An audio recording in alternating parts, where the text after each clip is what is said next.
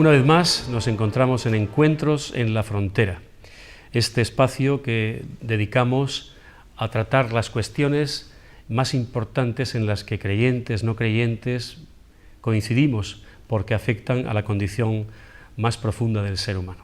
En este caso tenemos el gusto de entrevistar a la profesora doña María Victoria Roqué.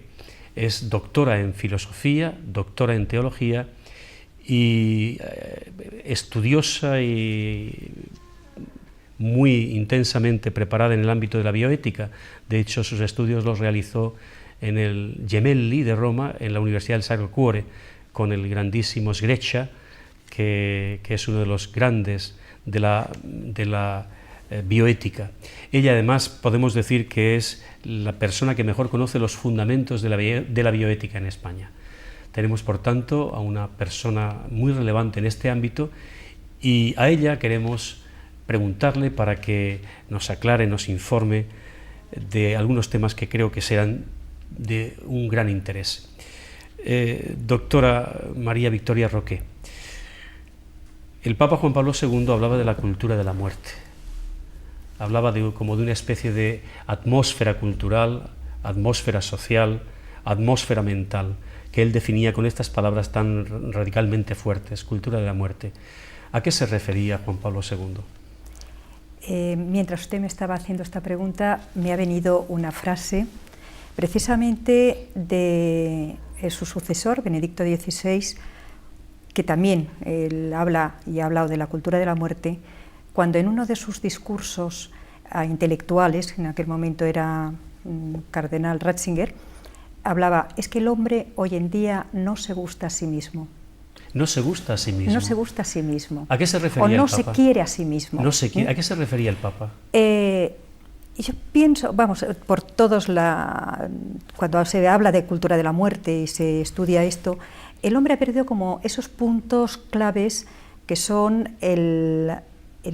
todo un itinerario de pensamiento donde el hombre, en lugar de contemplar el mundo, en lugar de admirarse de la realidad que le rodea, se dedica a manipular de un modo despótico ese mundo que le rodea. En ese ámbito, claro, entra el tema de la vida.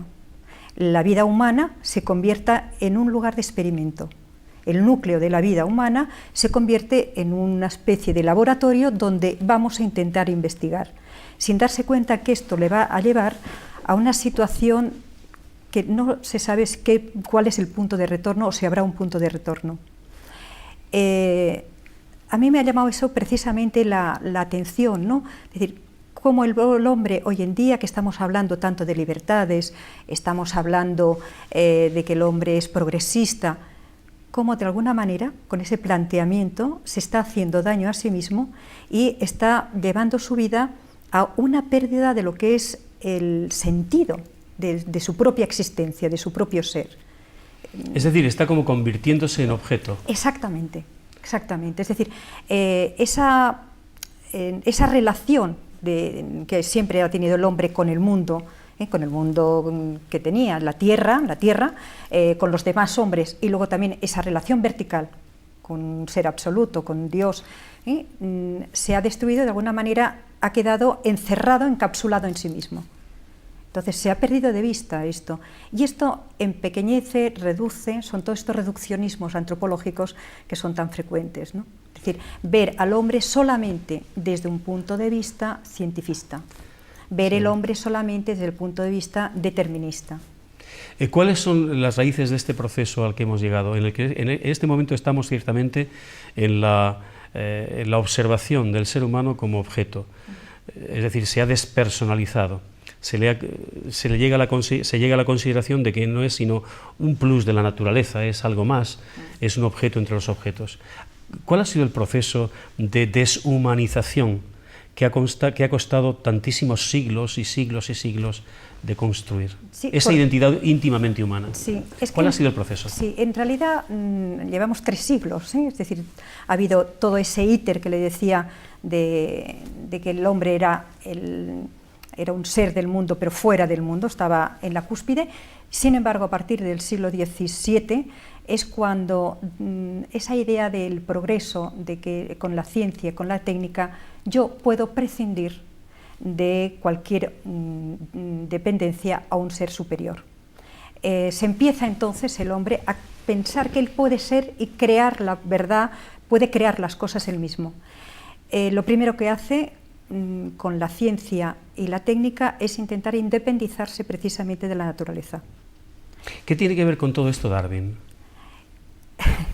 Darwin es de los que es de las primeras figuras, de alguna manera, del ámbito del pensamiento potente, porque luego todo lo que ha habido, por lo menos esto es lo que algunos autores están manteniendo y pienso que es verdad, ¿no?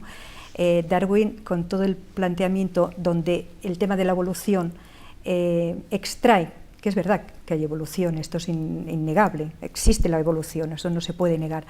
Lo que pasa con Darwin es que no hay una causa primera ni la causa final, ni la causa eficiente. Para él todo es pura causalidad material, es decir, todos son procesos materiales, que ese es el gran problema de hoy, todos son procesos.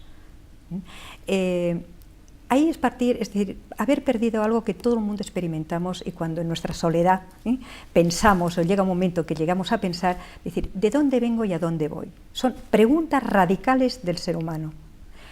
De las dos preguntas, de dónde vengo y a dónde voy, realmente la que me importa a mí es dónde voy.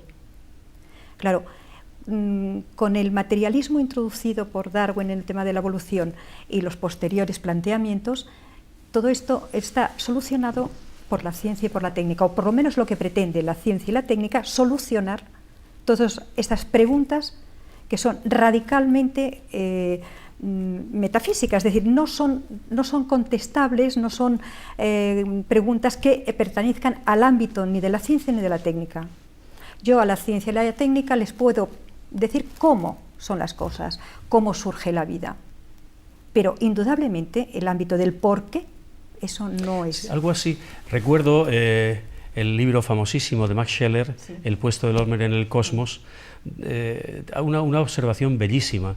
El ser humano se presenta a toda la realidad y se queda como admirado y no se encuentra como una parte del todo, sino que se extasía y se pregunta ¿cuál es mi puesto? Es decir, porque no encuentro mi nicho ecológico en todo este cosmos, sino que hay algo distintivo, hay algo que me diferencia de todo esto, ¿no? Tal vez eso, y dice literalmente que ahí comienza el proceso de hominización. El ser humano que se extasía, es por lo que decía usted antes al principio de este planteamiento que nos acaba de hacer. Estamos viendo las raíces, este proceso, decía, de tres materialismo que se ha introducido. Y por supuesto que esta visión del ser humano no da cuenta de la realidad última del ser humano. ¿Qué es lo que da cuenta de la verdad última del ser humano? La dependencia. Anda, la dependencia. A ver, ¿cómo explica usted eso? Precisamente, le he dicho antes, ¿no? Estábamos hablando que una de las cosas que descubre el hombre, piensa que con la ciencia y la técnica se va a obtener la autonomía. Esta es una palabra mágica hoy, el tema de la autonomía. Se habla constantemente en medicina, en bioética, el tema de la autonomía. Bueno, el hombre es un ser radicalmente dependiente. Claro, y aquí el planteamiento, por lo menos, es o yo soy dependiente y me sé dependiente de alguien que es superior, es decir, yo no he venido por las buenas a este mundo, no estoy aquí puesto como una especie de, no se sabe de dónde proviene, y por lo tanto tiene que haber alguien, y yo dependo del Creador, o bien uno piensa que por eso se habla tanto de autonomía, o bien entonces yo, si no dependo realmente de un Creador, paso a ser pues dependiente de otras cosas, y las otras cosas pues pueden ser desde el sexo, desde el poder, y podemos ir inventando toda una serie de cosas. Pero el hombre es un ser radicalmente dependiente y se acepta libremente esa dependencia al Creador, o si no, uno acaba siendo dependiente de otras cosas que ni siquiera sabe que es dependiente de esas otras cosas o de esas otras realidades que no son humanas, son infrahumanas generalmente, ¿no? De alguna manera, por decirlo como decía un viejo cura de pueblo que no sabía mucha diabética, pero son los más sabios. Y son los más sabios. Decía, Dios cuando nos puso en la vida nos mandó con un prospecto, como las medicinas. Guíate por este prospecto y llegarás a tu plenitud. Hemos hablado en última instancia de la dignidad del ser humano, de la deconstrucción del ser humano a lo largo de todos estos siglos, y vamos a aterrizar, porque los fundamentos están bien puestos, hemos hablado de ellos, porque todo este planteamiento de desfundamentación del humano se concreta en conductas, en modos de pensar muy lacerantes en este momento. Por ejemplo, el tema de la eutanasia, el tema de la clonación, el tema de la manipulación genómica, el tema de todos estos problemas que los éticos de la vida están constantemente hablando. ¿Podríamos pasar a hablar de alguna cosa de estas? Sí. Desde ese planteamiento que nos ha hecho, hemos visto todo el proceso de desfundamentación que aterriza en estos problemas. ¿Por qué han de nacer todos los niños concebidos? Porque el hombre, los hombres solamente es una participación, nosotros participamos de la vida, no somos dueños de la vida, ni siquiera los padres son dueños de esa vida que engendran. Por lo tanto, yo no puedo usar ni puedo decidir sobre la vida de otros. ¿Pero hay vida humana desde el principio, desde el momento de la concepción?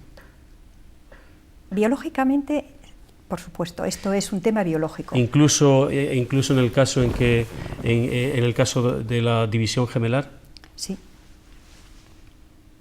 Sí, esto se podrá, a ver, desde el punto de vista biológico se estará estudiando más, estará mucho más avanzada, pero desde el mismo momento en que allí hay una nueva realidad, uno desde el punto, claro, hay que distinguir los niveles desde el ámbito de la biología, donde me dicen el cómo se produce esto y cómo se produce, y desde el ámbito de la filosofía. Los métodos son también totalmente distintos y diversos. Es decir, el modo de reflexión sobre un ámbito u otro. Yo lo único que pido, es decir, por respetar ámbitos distintos del saber, yo lo que puedo pedir, si quiero ser honesta, le puedo pedir a un biólogo, a los genetistas, exactamente en esa nueva realidad que aparece, dime, ¿esto se le llama ser humano, sí o no? Y yo, como filósofo, entonces podré decir, si tú me dices que hay un ser humano, yo te diré, aquí hay una persona. Está claro, no puede haber un ser humano que no sea persona. Exactamente. Entonces, esto no existe. De la misma manera es que nadie se ha planteado en un momento, en otras especies de animales, por ejemplo, en un gato, nadie se plantea si hay un momento en que uno no es un gatuno o un ser gatuno. Perteneciente a esa, exactamente. Entonces, a esa identidad. Solamente en el hombre. Esto es una especie de intento de explicación por parte, además de los filósofos, que no de intentar producir esa quiebra entre lo que es un ser humano y lo que es la persona. Eso es un... Me permite porque me está sugiriendo una cosa muy importante, que hay un modo perverso de pensar detrás de esa esquizofrenia entre ser humano y... Es decir, un modo perverso y una ideología, que tal vez se pueda remontar al platonismo. Sí. Es decir, donde todos los seres humanos, no todos los seres humanos eran personas, solamente la élite, pero es que luego se retoma luego en el nazismo, en las ideologías que fomentan la destrucción, como el comunismo, etcétera. Se desglosa el ser humano para subsumirlo en la colectividad global. Solamente es persona el pueblo, pero el pueblo, lógicamente, tiene una identidad que es el mundo de la política, son los políticos, ¿no? Tal vez pueda ir por ahí el tema, ese interés en disociar lo que la naturaleza da como verdad, ¿no? Sí, lo que ocurre que es mucho más grave, a mi parecer es mucho más grave actualmente, porque, bueno, en toda esa época, Platón, todo ese suceso, no había una biología, con lo cual se podía entender desde el punto de vista cultural el tema de la esclavitud, de que había seres también infrahumanos, no eran totalmente humanos, y podía incluso dar una explicación. Hoy en día desde el punto de vista de las ciencias, esto no tiene ninguna razón. No, es decir, por eso siempre hay que acudir desde el punto de vista biológico. Oiga, los datos, hay unos datos clarísimos, son estos. Ahí está la perversión, que desde la filosofía se intenta dar una explicación, decir, bueno, son seres humanos, porque el problema es el siguiente. El persona es en un momento dado, somos todos personas, o casi todos, vamos, los que podemos tener una serie de atributos. Curiosamente, esos atributos que se nos dice, los que tenemos, los que somos personas, depende de los autores, unos u otros, con lo cual a uno ya le hace sospechar la seriedad del asunto, ¿no? Para determinados autores es el lenguaje, para otros autores... Lo que nos constituye como personas. Exactamente. Lo que nos identifica como Lo que nos identifica con personas es que yo soy capaz de expresar un pensamiento con la palabra, o bien la capacidad que yo tengo de poderme relacionar, lo que se llama el tema dialógico. Bueno, de cada uno... Entonces, ¿qué ocurre? Que se retrasa, de alguna manera, se retrasa desde el momento, ya no de la concepción, sino incluso desde el nacimiento, se retrasa lo que es la concepción de persona. Entonces, bueno, ahí hay un tramo, porque claro, cuando uno empieza a tener razones, tener una capacidad racional, hacia los 7 años, por lo tanto, entre el momento del nacimiento hasta los 5, 6, 7 años, ¿qué sucede aquí? En algún autor, en concreto Singer, Peter Singer, que es uno de los bioticistas que avala estas ideas que le estoy contando, entonces él dice, bueno, es que un niño que incluso si es discapacitado tiene menos derechos, porque están hablando de derechos a vivir, tiene menos derechos que un chimpancé adulto. Pero eso es terrible. Sí. Es tremendo. Pero eso lo dicen. De hecho, cuando yo esto lo explico a mis alumnos, niegan con la cabeza. Tengo que coger el libro, ahí tiene un libro de ética, este autor, y entonces leer directamente de él. Es decir, el ser humano está en función de sus capacidades. Exactamente. Pero eso es demoledor, es decir, eso es la bomba atómica puesta en la cultura y en la sociedad. Pero bueno, el planteamiento es este. Yo oía un día por la radio, mientras iba en el coche, cómo estaban hablando del tema de la eugénesis, es decir, si viene un niño con malformaciones, no se puede permitir que nazca. No se puede permitir. No, porque además el argumento es realmente perverso, porque esto vamos a provocar una carga a los padres, o quizás si los padres lo aceptan, que muy bien lo pueden aceptar, pero seguramente, claro, los padres morirán antes, con lo cual esa carga, ¿a quién va? A la sociedad. No podemos someter a la sociedad a esas cargas. Eso no tiene ningún sentido. Es una pendiente realmente demoníaca. Exactamente. Demoníaca, es decir, es considerar al ser humano desfundamentado, es decir, el ser humano no tiene entidad. Nada. Es lo que yo quiero que sea. Bueno, lo que nos dicen unos cuantos, que es la persona. Es decir, la persona es, y la definen. Unos entramos en estas coordenadas y otros no entran. No entran los niños o los deficientes mentales, y uno puede decir, bueno, al final, ya soy persona, nos podemos considerar usted y yo personas. Porque tenemos unas capacidades, es decir, en función de nuestras capacidades desarrolladas, es como podemos nosotros decirnos personas. Exacto. En función del utilitarismo en última instancia. Sí. Pero no podemos estar contentos, ni usted ni yo, porque si usted o yo tenemos un accidente, o dentro de unos años, no lo quiera, pero empezamos a tener una cierta demencia, perdemos la condición de persona. La condición de persona. Y entonces, la eutanasia. Es decir, con este planteamiento, fíjese que hemos ido a lo que es el fundamento. Si no se entiende bien lo que es la persona humana, el ser humano, no hago distinción, por supuesto, entonces cabe la eutanasia, la clonación, la fecundación in vitro, porque no... todo, la eugenesia. La fecundación in vitro, que es un proceso artificial de generación del humano, ¿no? Claro. No, sobre todo el tema de la dignidad. Todo mundo tiene derecho a nacer en el lugar, en el ámbito natural, que es el útero materno. Entonces, claro, pero lo importante es, depende una bioética, todo el tema de las investigaciones, todo esto, depende, por eso es el interés que siempre me parece que hay que tener en dar la idea de lo que es realmente el hombre. Depende de la idea que tengamos del hombre, depende de la fundamentación antropológica de la que se parta. Esta es la bioética, esta es la ética que vamos a defender. Entonces, se lo he explicado en este momento, es decir, hay niños que van a ser una carga, por lo tanto mejor que no nazcan, o ancianos que es mejor que se mueran, o personas que están en coma y entonces mejor que desaparezcan, porque son una carga. Usted es teóloga, es decir, pretende una racionalidad del discurso acerca de Dios. Dios será siempre un misterio, pero acercarse a ese misterio es profundamente racional y razonable. ¿Qué es lo que aporta la reflexión desde la perspectiva de la teología católica a todo este planteamiento personalista? ¿Qué es lo que desde la fe razonada, desde la fe averiguada, desde la fe discernida, se ha aportado a este concepto de ser humano? ¿Qué ha aportado la Iglesia y la teología y la reflexión teológica? Bueno, aparte de la firmeza y la seguridad que te da el tener fe, en que aquello, por muy difícil que sea, indudablemente en el ámbito de la bioética hay situaciones muy difíciles. Entonces, me parece que cuando uno lo ve desde la fe, puede no entender esas situaciones. Puede decir cómo es posible que esté ocurriendo esto, estas enfermedades tan terribles en niños, cómo es posible que se den estas situaciones. El problema del sufrimiento. Exactamente, del dolor. ¿Cómo es posible?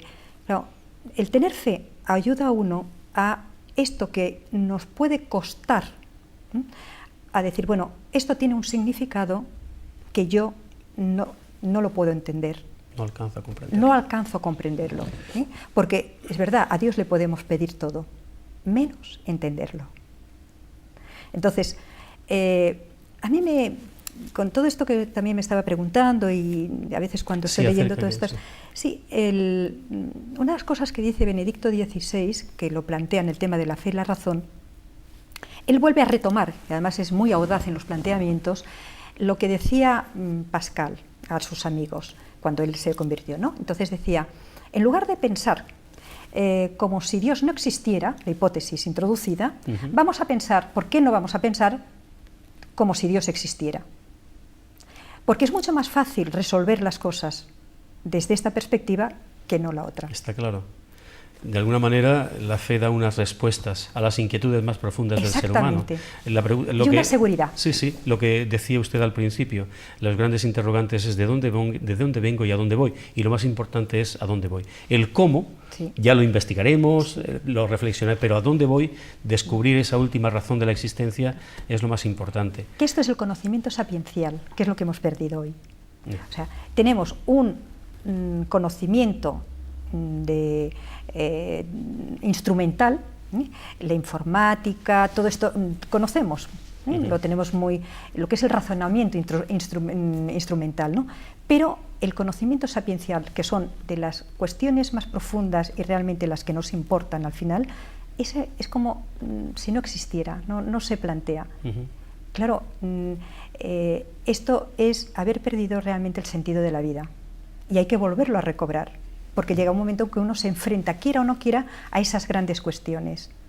¿Por qué a mí? ¿Por qué nos pasa? ¿Por qué ha sucedido esto? Catástrofes naturales, catástrofes de la propia vida, fracasos personales. Pero, ¿por qué? Y si uno no aprende que yo me parece es esto, ¿no? El hombre no se gusta o no se quiere a sí mismo, como he empezado, si uno no se plantea decir, ¿qué me está pasando o qué nos pasa? Y empieza a darse respuestas, pues estamos en una superficie muy resbaladiza. Tal vez habrá que plantearse en estas circunstancias a las que hacía mención, no tanto el por qué, sino el para qué. Exacto. Es decir, esta situación de sufrimiento me ayuda a mí a crecer como cristiano, como persona, potencia en mí dimensiones nuevas que no conocía, me abre a la experiencia humana con más intensidad. Mire, el tema del sufrimiento que ha salido ahora... hay uno de los grandes de la tragedia griega, no sé si es Eurípides, no lo recuerdo ahora en estos momentos, o Esquilo, creo que es Esquilo, decía, hay un modo de conocer que solamente es a través del sufrimiento. Es decir, la experiencia que todo el mundo tenemos es que yo hay cosas que las conozco a través del dolor y del sufrimiento. Claro, estamos en una sociedad, usted hablaba de la cultura de la muerte, estamos en una sociedad donde pretendemos huir del sufrimiento, huir de cualquier cosa que suponga un esfuerzo, pretendemos solamente lo más fácil. Todo esto conduce, con todo lo que he dicho anteriormente, pero conduce a esa cultura de la muerte y además aún no estar preparados para estos sucesos que nos están viniendo siempre, constantemente. Esa reflexión me recuerda a mí algo que me ha venido algunas veces a la cabeza, es decir, que el valor del sufrimiento. En última instancia, el sufrimiento vale si tiene sentido. Exacto. Si no tiene sentido es algo desechable. Pero claro, tiene sentido en la medida que está en función de una meta. Un muchacho que se acerca al gimnasio se pasa 3 horas machacándose, sufriendo lo que no está escrito porque tiene una alimentación restringida, pero tiene sentido. Una madre que lleva 9 meses gestando a su criatura se enfrenta al parto, pero ese dolor tiene sentido. Ese padre o esa madre que sufren por poner el pan en la mesa de los hijos es un sufrimiento, pero tiene sentido. Se asume, y se asume porque está en función de algo tremendamente positivo. Tal vez comentando un poco lo que decía casi al principio, si la vida no tiene ningún destino final pleno y feliz, entonces el sufrimiento no tiene sentido. No. Benedicto XVI lo dice en otro de estos discursos, sin Dios las cosas no cuadran y la vida del hombre no cuadra. Bien, buena frase. Buena frase. Bueno, hemos empezado con la bioética y terminamos con nada más o menos con la vida y vida eterna, la que nos aguarda, porque el cristiano es alguien que ha recibido el don de la esperanza. Y ha recibido el don de la esperanza y por tanto la vida puede transcurrir incluso alegre en los momentos de dificultad porque antes ha recibido la fe, que es la experiencia de alguien que es amor, ¿no? Nos quedamos con estas bellas reflexiones que nos ha expuesto hoy la doctora María Victoria Roqué, y creo que han sido muy luminosas, muy entrañables al mismo tiempo. Como digo, hemos empezado por los problemas que nos afectan directamente y hemos terminado por hablar del sentido de la vida. Creo que es algo en lo que antes o después todos tenemos que pararnos a pensar.